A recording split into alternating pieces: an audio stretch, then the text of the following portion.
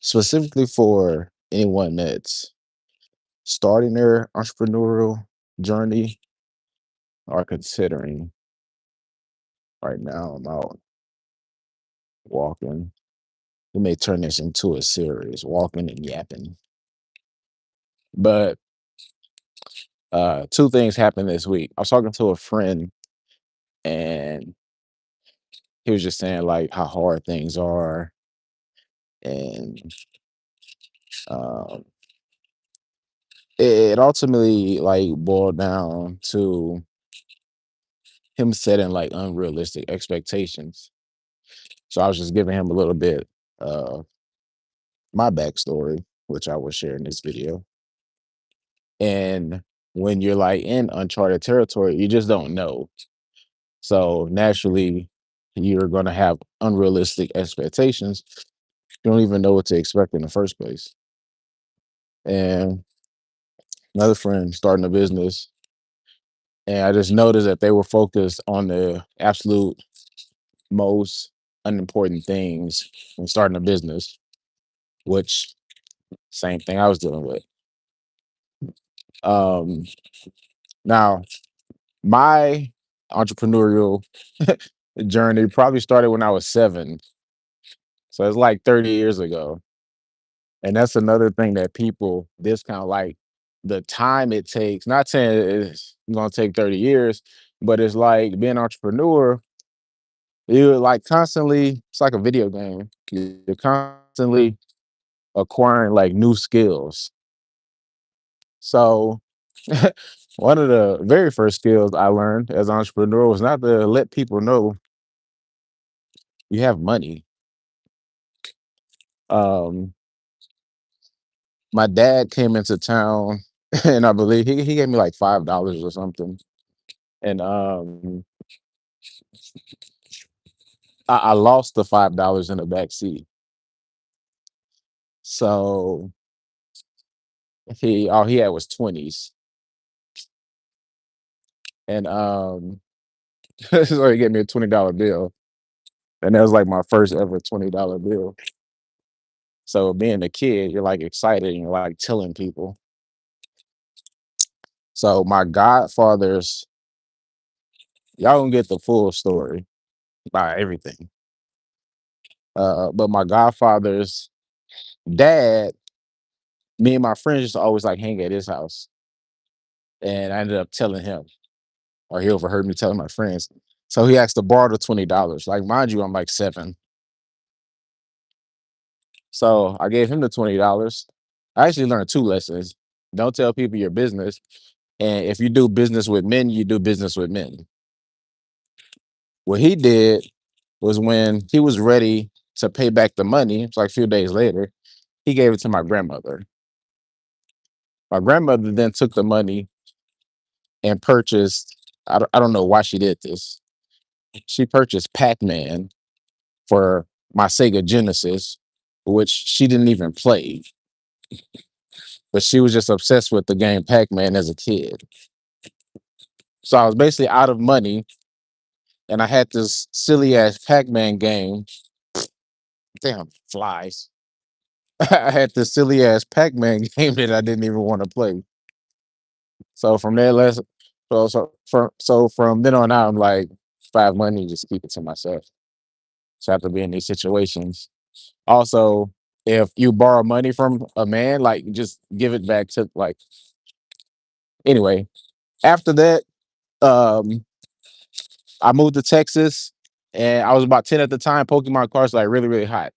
So what I would do, another thing about all of this is there's a difference between entrepreneurs that have to be told to act and entrepreneurs that just go out and act. Um, Pokemon cards are like really, really hot. So what I would do, and I live down the street from a card shop. So I would literally go to the mall, get packs of Pokemon cards, and open them. If I had a good one, I'll go flip it at the card shop. So I was collecting them, but I was also like reselling them. And again, no one had to tell me to do this. It was just like easy math. And why I say this is because there are literally people that want to become entrepreneurs that don't understand simple concepts, such as if you can acquire something for $1 and sell it for two, you do that deal all day long. Like some people just can't comprehend that, but I was able to comprehend that as a kid. Um, After that, the next thing I can remember, I'm in high school and throwback jerseys become a thing. And at this time, um, we were you could go on forums, and the sidekicks were also popular at the same time. The little sidekick cell phones. So it was always like these websites and forums that said, "Oh, we could get you the sidekick for let's say $100," and they're like reselling for 300. The issue is 9 times out of 10, these things are going to be scams because you have to send the money first. But my point is, in high school, I had the ability to at least attempt to source merchandise. Um, so what we were always looking for was COD, like cash on delivery, meaning they would ship the product to you, then we would pay cash. So after all of this digging, like months of digging, I didn't find a sidekick vendor, but I did find a vendor for throwback jerseys. So um they shipped the throwback jersey and I was to go get a cashier's check, I believe. Not a cashier's check, some type of like check or money order or something. The mailman guy came to the door and I gave him the check or whatever. Then he gave me the jersey and I took the jersey. I used to always hang at the barbershop where I got my hair cut, and my mom worked at the barbershop as well. So the owner, he was a barber, but he was also like hustling and stuff. So he was selling throwback jerseys at the time. And he had like this display case in the front of the barbershop. So he allowed me to place my jersey in a display case like for free to see if someone. So eventually someone like purchased it. So that was like the next level. So it's like from Pokemon cards to like sourcing throwback jersey vendors from like China and all of this stuff. Again, this is in high school. It's like back in like 2003, 2004. So literally 3 decades, hey, how's it going? Of experience. And why I bring that up is because if you're like trying to become an entrepreneur and you're like severely unskilled, like you literally don't know how to do anything, you just know you want to make money. That's the absolute worst thing that or worst mindset that you can have. And all of this stuff is like this is like small stuff. When I actually made the decision to become an entrepreneur, even after all of this supposed years of experience, I was able to get big bits and pieces from my years of experience. But when I did start, it's like, hey, I need to make enough money to like live on. I need to make enough money to like provide for my family. That's a whole different ball game. And one of the main issues when I initially got started was I kept focusing on money. And when you focus on money, you're always going to try to do little hacks and take shortcuts and try to speed your way because again, all you focus on is money. So in the beginning of the live, when I was like, my friends was like, they're like focused on the wrong thing. I could see myself back when I got started. The tricky part is it's like when you try to forewarn people and tell them, especially like stubborn people, they're like, "Oh, I'm going to do what I want to do anyway." And that's another lesson you need to learn. If someone is has more experience than you, um, and they've probably been through what you've been through, it's probably best if you just listen. It'll save you some time and some money. But on top of that, when you give like unsolicited advice or you give advice that people didn't pay for, it also has no value. So I like to consider myself as being smart. So I wouldn't need you wouldn't even need to tell me. I would just watch. If I see someone that's doing like much better than me and I want to be what they are, I'm just going to do my best to imitate what they're doing. They don't have to tell me anything. Now, if they do decide to take their time and tell me something, I'm all ears. I've never been that arrogant to think, I just know everything. Especially someone you would have to be crazy to believe you know something more than someone that's visibly doing better than you or where you are or where you want to be in life. So focusing on money is extremely detrimental to your journey. Um, the best thing you can do is focus on the work. Like, well, what the hell does that mean? um, when I don't know exactly how or when I made the transition from focusing on money, and also had I had a emotional regulation coach like last year, and she's kind of saying the same thing. It's like as long as you keep chasing something, is always going to elude you. So started thinking. I'm like, well, there was a time where I just stopped focusing on money and I literally only cared about the work. And that's when I smashed like my income goal and I didn't even know it. Like I literally didn't know how much money I was making, nor did I care. And the money was just like coming in.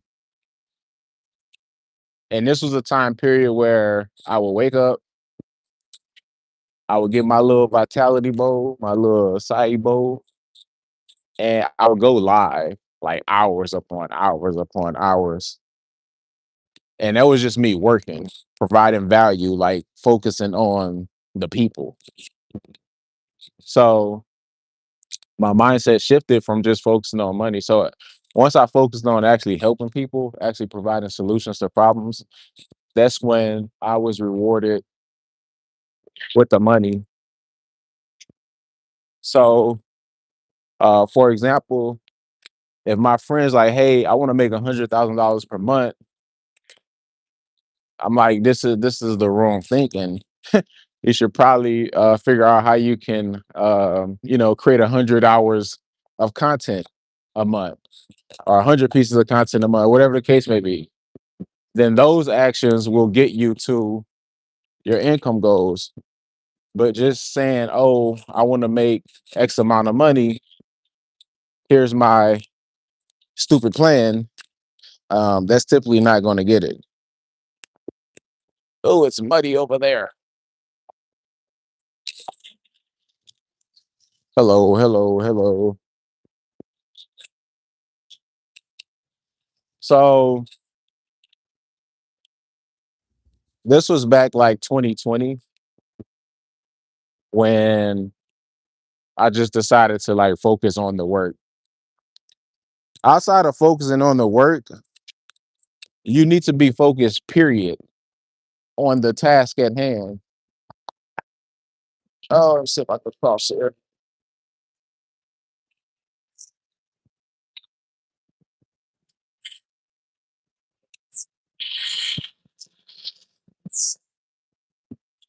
So prior to me starting this business, I did skip a step in my 20s. I had a business where I would buy and resell electronics. Hey, how's it going? I'm just yapping, but if y'all have questions, feel free to drop them in the comment. I can stop yapping at any time. Um, But prior to this business, I had a cell phone business while buying resale electronics. And I remember just like trying to start all these other little side things, side hustle this, side hustle that. And my point with that is when I see entrepreneurs not see success is because of lack of focus. They're divided with their energy, divided with their efforts, divided with their money, divided with their time. And they're trying to do five things at once, hoping one of them hits the jackpot. And they've also been tricked with this. There's like a meme or something that says millionaires have seven sources of income bullshit, but that lacks context. You literally can have one business, one offer, one niche, one social media platform, and make $1 million and become a millionaire. You don't need to do seven things. And the other thing I think that misses is they may be referring to someone that is a owner or a CEO of a business. And imagine if you own, we're just gonna go way far out. Imagine if you own Amazon and you're Jeff Bezos or you're CEO. I don't think he's CEO anymore, but anyway, but you invest in, I don't know, Walmart. You're part owner in Walmart. Then you invest in Blue Origin, which is a space company. And these are streams of passive income because you have only invested.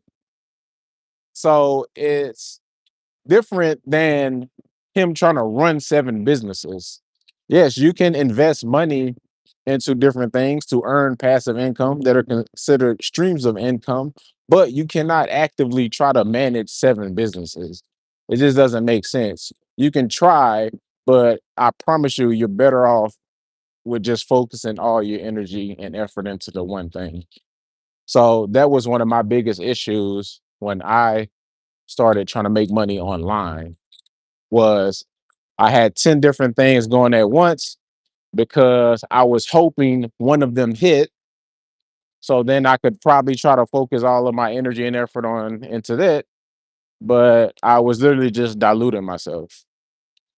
In reality, what I learned was all of them would have worked if I would have just focused on one. Now, the one I ultimately ended up focusing on was I grow salons, but this was after I hired a coach.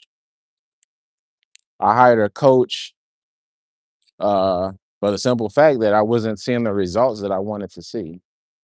I wasn't making any significant money. And the coach said, hey, you probably should focus on providing your marketing services to hair salons and hairstylists. Like you need to focus on a niche or industry. And it was a simple reason why he picked hair, which I was reluctant to even um, go into the hair industry because all of my peers, they're dealing with like dentists and doctors and lawyers and all of that stuff. And I'm like, oh, I don't think hairstylists have money like that because my perspective of a hairstylist is the hairstylist that I know around me. And every hairstylist in my circle has two jobs. They have a full-time job and they do hair. So I'm like, I don't really have money. And I didn't know any salon owners. So I didn't understand. But anyway, I didn't have a choice but to listen. So I paid my money. It was $500. And what that allowed me to do was number one, pick a niche, but number two, focus. So I basically had my homework. It's like, okay, hair salons is the thing. So from there, I did I used my daughter's mom as like a little case study. to use like my marketing skills to get her customers. So once we're able to successfully do that, I was then able to transition into teaching others how I was able to do it. But none of this would have been possible without focus. So, and the point to that story is like I've been there. That's why I can say it's like if you can't focus on one thing and shake that myth of that seven income bullshit, you're you're not gonna see success. Mm-mm-mm. Another thing, I saw someone that I know, they started another business. And I just thought that was so funny because these people have like access to me. Like I've talked to them, and it's like, again, well, I'm not gonna say unsolicited advice because these motherfuckers be asking, but it's free.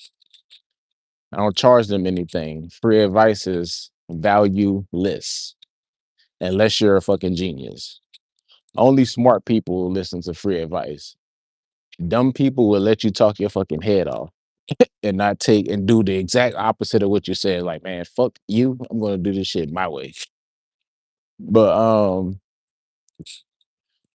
they started a business, but what they fail to realize is they have a skill deficiency. The only skill that they possess is starting a business, which is it's a better skill to have than someone that doesn't know how to start it. Like when I say start a business, they probably know how to maybe set up a website. They know how to use like AI or Fiverr to get a logo. They probably know how to file for a fucking LLC. They know how to post on Facebook. That's literally all it takes to start a business. Past that, they don't know how to do anything else. And that's literally why you will see people habitually start business after business after business after business because they're under the impression that's what I call the mentality. What do they say? You build it, they come bullshit. Those people have that mentality. They think one day they're gonna launch a business and they're gonna have something so fucking compelling that everybody and their mom is gonna be like trying to kick down their door to give them money because they finally hit the fucking business lotto. And that's just not the case. There's nothing under the sun that any business that you're gonna start that people are just gonna be fighting to give you money unless you have created something so fucking compelling, something that doesn't exist, something that solves such a huge problem, which most of us are not. Most of us are just doing what we see that already exists with no research outside of that, not defining a market, not defining a niche, no nothing. It's like, hey, I have this thing, give me money. Like if you can, and I'm being extreme with it, but it's just to drive my point.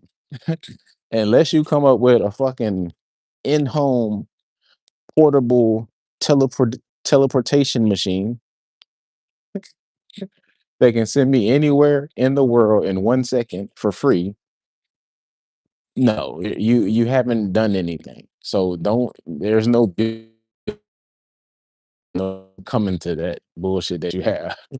Nobody wants your perfume or your shoes or your nothing because it's a lot of half-ass efforts, half-ass energy. And people can tell that. But my whole point is about the habitual business starting and just kind of ignoring uh my advice. I've been there. And so I challenged myself when I started I Grow Salons, even though there was no one that I could even tell, like in my network, like, hey, I do marketing, I run ads. We don't give a fuck. We don't need that. We don't even have businesses.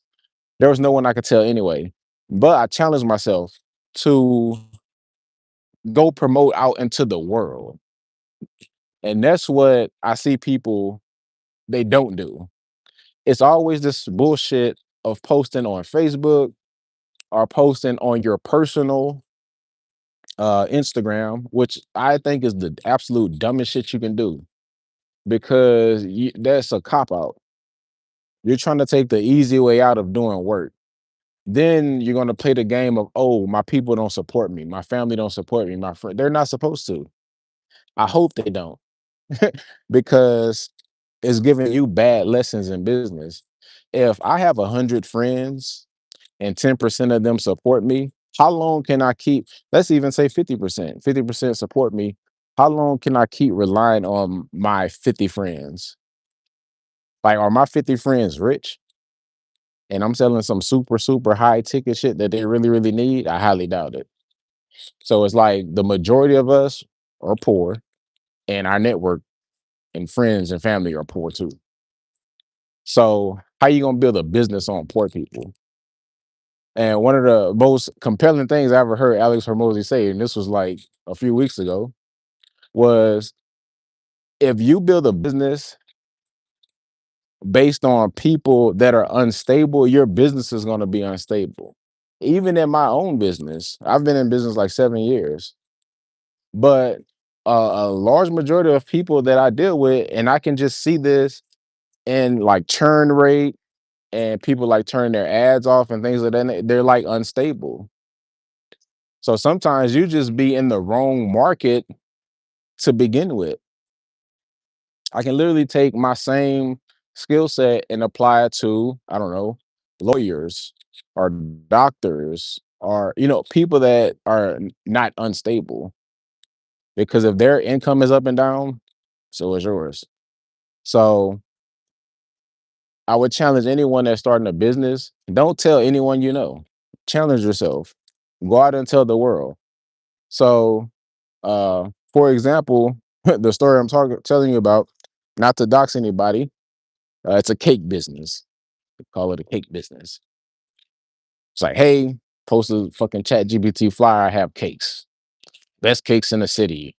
Head ass. 9 times out of 10, the cakes are going to be higher than Walmart. So you're already lacking context. And these are the same people like, oh, we're in a recession. How you gonna sell a more expensive thing because you made it? Um, when I could just go to like Walmart and there's nothing that's separating you. Oh, it's homemade. Yeah, sure. Whatever that means. Um, if I was this person, here's what I would do. I would create content making fucking cakes and not try to rely on my little small circle to try to push me to get sales. And two things are going to happen. Maybe you go viral for making cakes and you become a cake content creator, or you go viral and enough people see your cakes to buy them. But it beats doing the half-ass shit, just trying to show to the people that you know, hoping that one or two people buy something. We have to think a lot bigger. And with like social media, uh, even being a thing, we have no excuse on why we can't literally get our business seen by millions of people around the world. Like no excuse at all.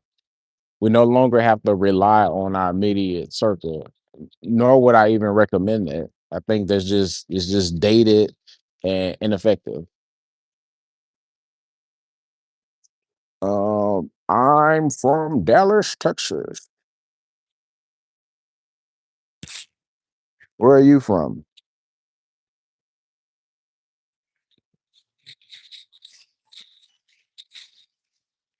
They're just going back to the cake shit. Like if you're starting a food company, and I see a lot, I see people sell food on marketplace.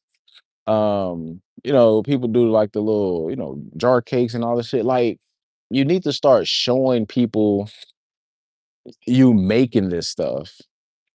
Like food content is like the barrier to entry for food content is like super low. And people love food. So if all those fails and you show me how to make a cake jar, imagine like maybe somebody want to buy a book on how to make cake jar cakes. But again, if even if that doesn't happen, you're gonna get attention and views because again, like cake, I mean not cake, but food content, just period, people just like to watch. But anything that we're doing, I don't care, even if you become a plumber, you do like garage door repair, pressure washing, you're a maid, you can be documenting the process or you can be showing other people. Imagine a daily vlog of a plumber. That may not sound compelling and interesting, but I guarantee you, if you do it long enough and you're consistent with it, people will begin to watch. And either you're going to become a plumber TV show, or you're going to get so much attention that you never have to worry about where business is going to come from.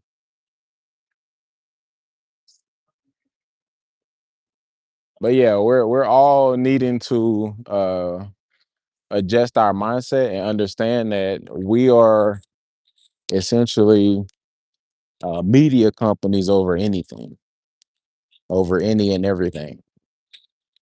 We need as much attention and awareness and impressions as we can get. Because if you can get people to know you, like you, and trust you, that makes doing business a whole lot easier. People are extremely reluctant to do business with strangers. That's why it's like people's always focusing on the what when in reality the who is more important. Because again, if I can get people at scale to know, like, and trust me, it doesn't matter what I have to sell or offer. If you trust me, and I say, hey, I have this fucking, I don't know, what's that new viral thing? Pineapple Kool-Aid bullshit. If I have that, I'm probably gonna have some takers. Like, oh, well, I'm about to transition into making cakes. Want to have some takers. Oh, I'm going to transition into maybe life insurance. You know me, right? You like me, you trust me. Probably going to have some takers.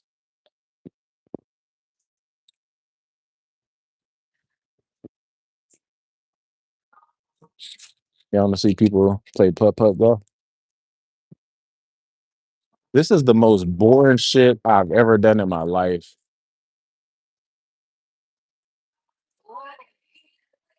I think I went there last year. I was like so ready to go. I'm like, oh my gosh, you got to do like 18 holes or something. It's probably fun if you're like drunk and retarded, but that shit boring as hell. And you gotta wait. Like if people are in front of you, you gotta wait till they done going. It's like, got time.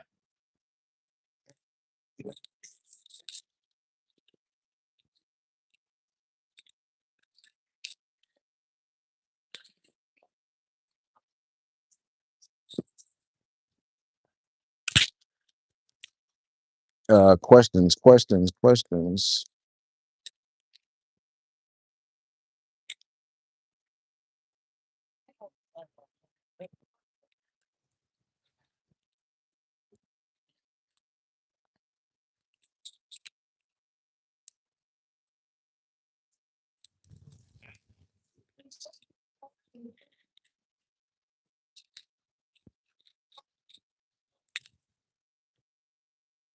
Oh shit.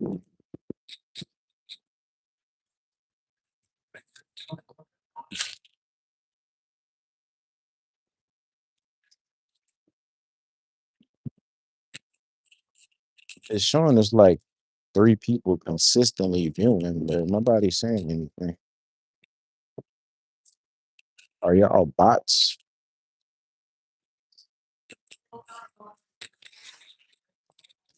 I had like the weirdest drink last night. I don't know how to explain it.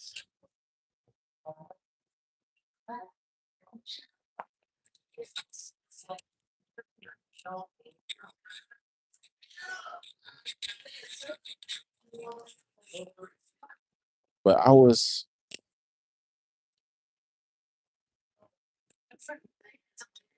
know if I was like in a field or something, and I think this guy was about to shoot me. I was with some girl, and the guy was like trying to kill us.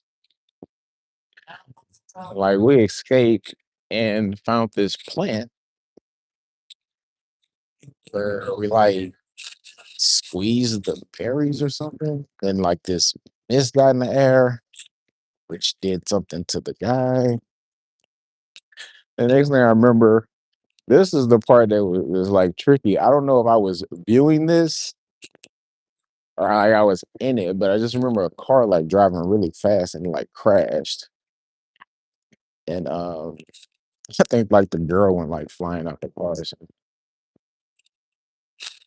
It was a weird dream. I don't know, maybe like a movie or something was playing in the background. Hey, hey, how's it going?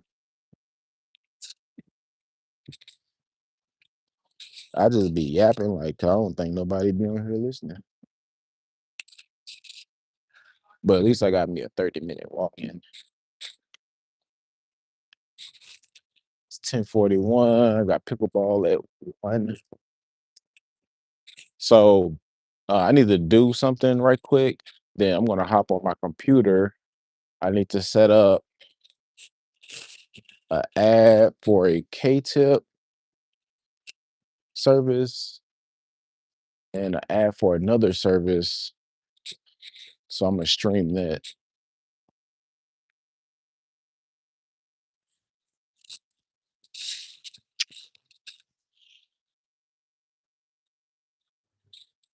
Like, why this thing walking in the street?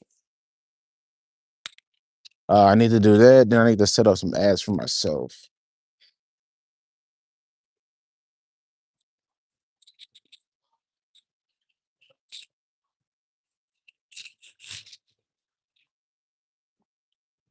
Trinita, did you have any questions?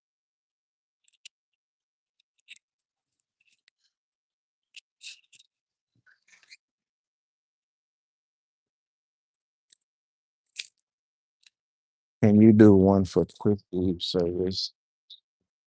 Yep.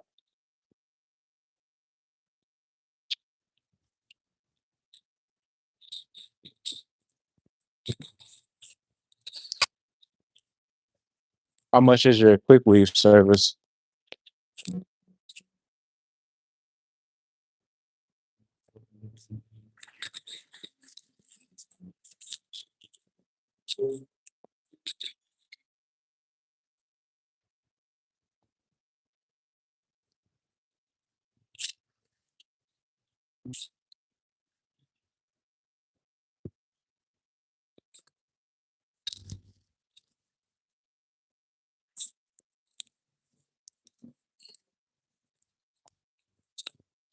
Okay, cool.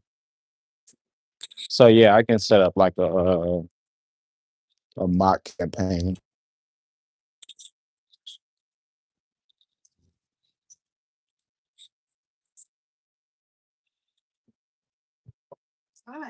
Hold on.